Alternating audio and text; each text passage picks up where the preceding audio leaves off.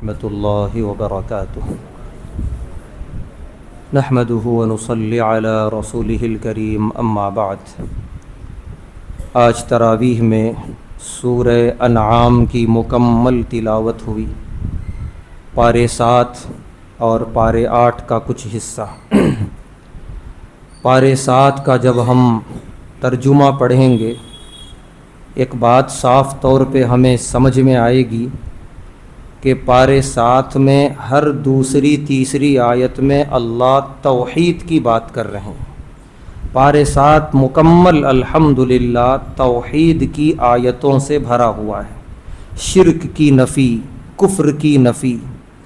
اللہ نے شروعات یہاں سے کی، فرما رہے ہیں وَإِذْ قَالَ اللَّهُ يَا عِيسَى ابْنَ مَرْيَمَ، کہ جب کل قیامت قائم ہوگی، میدان آخرت ہوگا، اللہ نبیوں میں سے ایک نبی کو خاص طور سے بلائیں گے اور وہ ہیں عیسیٰ ابن مریم علیہ السلام، اور ان سے سوال کریں گے اَأَنْتَ قُلْتَ لِلنَّاسِ، اے عیسیٰ علیہ السلام کیا آپ دنیا میں کہہ کے آئے تھے اتخذونی وَأُمِّيَ إِلَٰهَيْنِ مِن دُونِ اللَّهِ، کہ مجھے اور میری ماں مریم کو معبود بنا لینا، اللہ کا درجہ دے دینا اللہ کو چھوڑ کر۔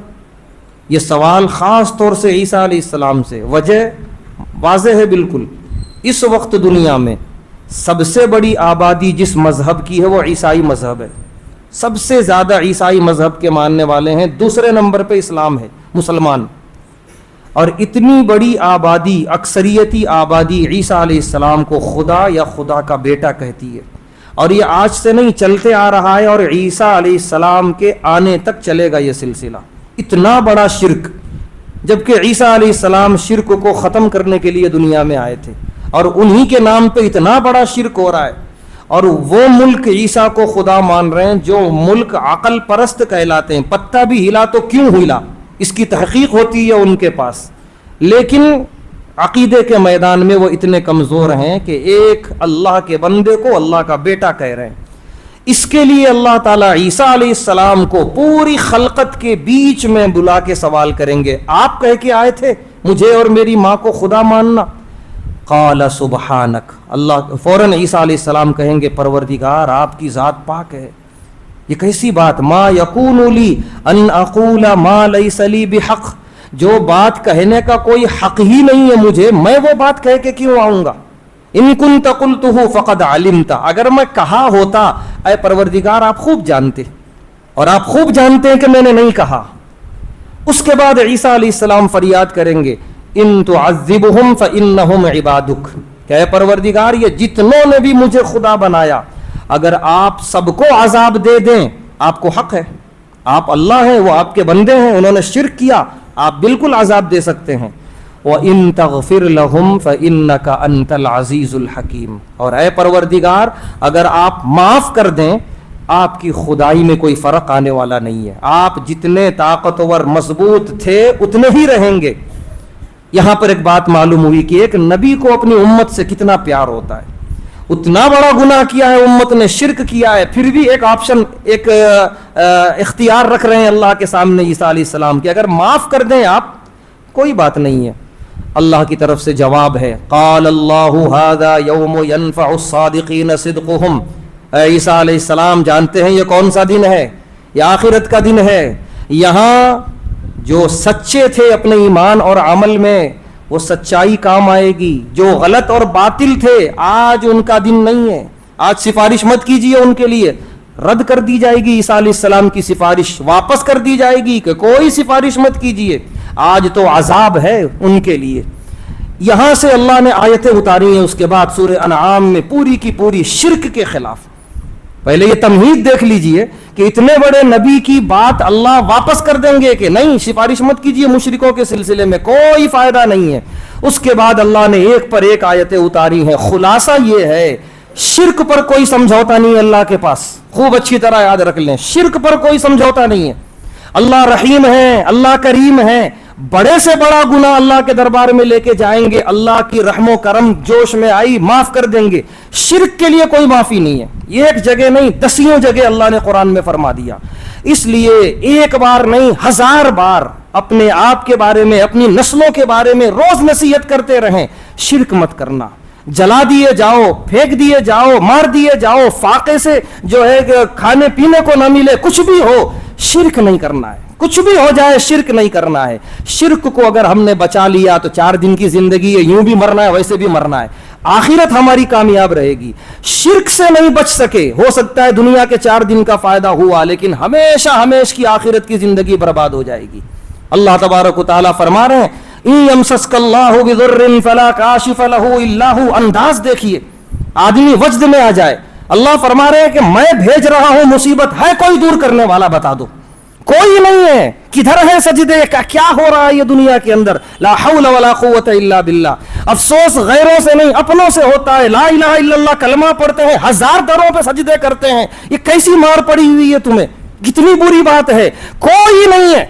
اتنا صاف اعلان ہے قرآن میں اللہ کا، یا ایھا الناس انتم الفقراء واللہ هو الغنی۔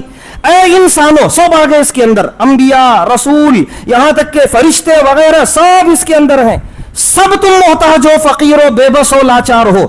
اگر کوئی ہے جو کسی کا محتاج نہیں ہے وہ صرف اللہ کی ذات ہے، صرف اللہ کی ذات ہے، اس کے علاوہ اور کوئی نہیں ہے۔ چاہے معاملہ مصیبت کا ہو، معاملہ خوشی کا ہو، اگر پکارنا ہے صرف اللہ کو، رب کعبہ کی قسم اللہ کے علاوہ کسی کو پکارنا جائز نہیں ہے، اللہ کے علاوہ کسی کو پکارنا جائز نہیں ہے۔ یہ وہ معاملہ ہے جس پہ کوئی سمجھوتا نہیں ہے، اگر اس میں کوئی سمجھوتے کا راستہ نکال رہا ہے اپنی آخرت برباد کر رہا ہے۔ اللہ سب کچھ برداشت کرنے تیار ہے، شرک برداشت کرنے تیار نہیں۔ اللہ نے جلال میں فرمایا کہ ایک من كل كرب ثم انتم تشركون قل هو القادر على ان يبعث عليكم عذابا من فوقكم او من تحت ارجلكم، کہ تم لوگ جو شرک کر رہے ہو نا روئے زمین پہ اللہ کا کھا کے، اللہ فرما رہے آج اگر میں چاہوں آسمان سے عذاب اتاروں، آج اگر میں چاہوں زمین ہلا دوں تمہارے نیچے سے، تم سب برباد ہو جاؤ، تباہ ہو جاؤ، لیکن نہیں، ابھی چھوڑ رہا ہوں، ابھی مہلت ہے، لیکن آخرت میں چھوڑنے والا نہیں ہوں۔ آخرت میں کوئی مہلت نہیں ہے، کوئی فریاد کسی نبی کی سفارش کام آنے والی نہیں ہے۔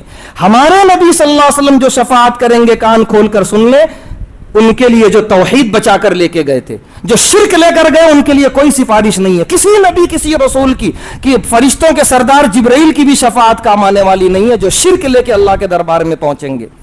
اخیر میں اللہ کا جلال دیکھیے آپ، سورہ انعام کے اندر جتنے مشہور انبیاء ہیں ہم سب جانتے ہیں، سب کا اللہ نے نام لیا، وعیسیٰ وایوب ویونس وہارون وسلیمان ولوط، سب کا جتنے برگزیدہ پیغمبران ہیں ہم سب کو جانتے ہیں، سب کے واقعات ہم نے سنے ہیں، سب کا نام لیا، سب کی تعریف کی اللہ نے، کل من الصالحین، کہ یہ سب کے سب نیک تھے، وکلا فضلنا علی العالمین، یہ سب کے سب سارے عالم میں فضیلت والے تھے، ساری تعریف کی۔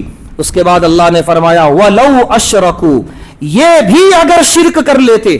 ہم سب تھوڑی دیر کے لیے سوچیں، نبی شرک نہیں کرتے، وہ تو شرک کے خلاف مہم چلانے کے لیے دنیا میں آتے ہیں، لیکن شرک کی مذمت بیان کرنے کے لیے اللہ فرما رہے ہیں کہ اگر یہ بھی شرک کر لیتے لَحَبِطَ عَنْهُمْ مَا كَانُوا يَعْمَلُونَ، ان کے اعمال تباہ کر دیتا میں۔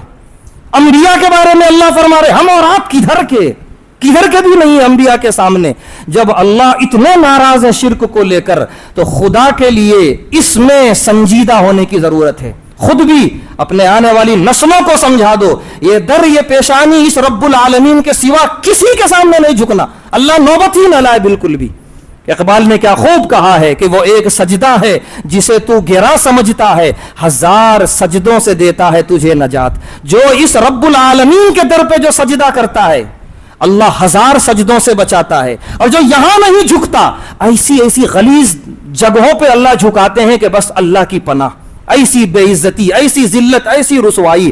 شرک کے معاملے میں اللہ کے پاس کوئی سمجھوتا نہیں ہے۔ یہ بس میں 2-4 آیتوں کا ترجمہ کر سکا، ورنہ سورہ انعام پڑھتے جائیے اور اللہ کا جلال دیکھتے جائیے۔ اگر ترجمے سے ہم نے سورہ انعام سمجھ کر پڑھ لیا، شرک سے اس سے زیادہ ڈریں گے جتنا ہم آگ سے ڈرتے ہیں، جتنا ہم آگ اور ہلاک کرنے والی چیزوں سے ڈرتے ہیں، اس سے زیادہ ہم شرک سے ڈریں گے۔ لہذا ہم ایک ایسے ملک میں رہتے ہیں جہاں قدم قدم پہ برادران وطن کے شرک ہیں، شرکیہ تہوار ہیں، شرکیہ اعمال ہیں۔ ہماری اور بڑی ذمہ داری ہے اس ملک میں رہتے ہوئے کہ ہم اپنے آپ کو توحید پر قائم رکھیں، اپنے آنے والی نسلوں کو توحید پر قائم رکھیں۔ اللہ تعالیٰ سے دعا ہے اللہ تبارک و تعالیٰ ہم تمام کو ہر طرح کے شرک شرک خفی اور شرک جلی سے محفوظ فرمائے، خالص توحید پر جینے اور مرنے کی توفیق عطا فرمائے۔ وآخر دعوانا الحمد للہ رب العالمین۔